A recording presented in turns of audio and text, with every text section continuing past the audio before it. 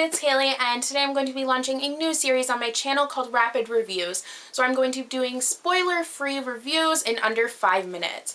So to start it all off, I'm going to be reviewing Throne of Glass by Sarah J. Maas. So this is the first book in a relatively new fantasy series, and it's going to be 5 or 6 books, I believe. The second one is Crown of Midnight, and the third one is Heir of Fire, which just came out recently, sorry.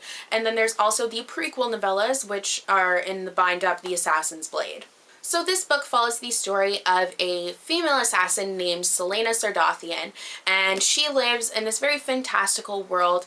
But there is no more magic in this world because the king has eliminated all magic, and this king rules very tyrannically, but he could also offer her her freedom. So Selena has the opportunity to compete in this competition against 23 other assassins and robbers, and she could become the king's champion, which would earn her her freedom after 4 years of service to the king. So there are new challenges added to the competition when her competitors mysteriously start just dying off, and it becomes very obvious that whatever is killing them is not human, and she has the duty to figure out what it is so then she can survive long enough to win this competition and therefore win her freedom. So I'm going to talk about characters a little bit in this book. So along the way she meets the Crown Prince, he's this really sarcastic, snarky, snobby guy, but the banter between him and Selena is just so funny.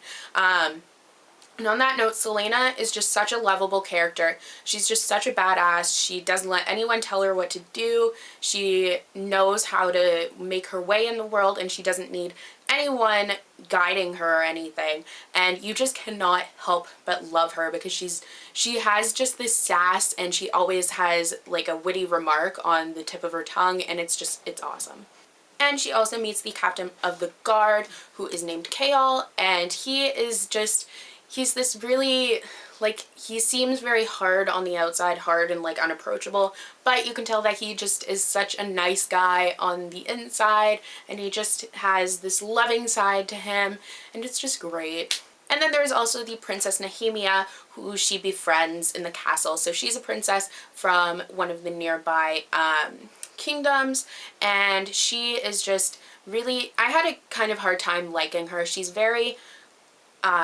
seems very unapproachable, and I think she like really is, and that kind of goes with the territory of being a princess, I guess, but I didn't like her that much. So I just found her kind of hard to like because she wasn't really relatable or anything, and I didn't feel like she was like anyone I knew, which is kind of what I look for in characters, so I don't know if that makes sense. So overall, the story in this book is amazing. It took me a little bit to read, but that's because I was just so absorbed in the world that I just didn't want it to end. Something about Sarah J. Maas's writing is just incredible. She has all these storylines, and they just intertwine, and it seems very complicated, but it's really not. It's very easy to understand, and you just have so many things going on. There is always something, and it's just great. And even just the little things like conversations between the characters was so well written and was just very intriguing and fun. So overall, I thought this was an awesome, fun story. I gave it 5 out of 5 stars. I know there's a lot of hype surrounding this series, but I would recommend just kind of going past the hype and just reading it for yourself and figuring out if it's for you, because it might not be for you, but if it is your thing, then I think you will really love it. So overall, yes, I would recommend this to you guys, and yeah, I hope you guys enjoyed this review, and I'll see you guys in the next video. Bye!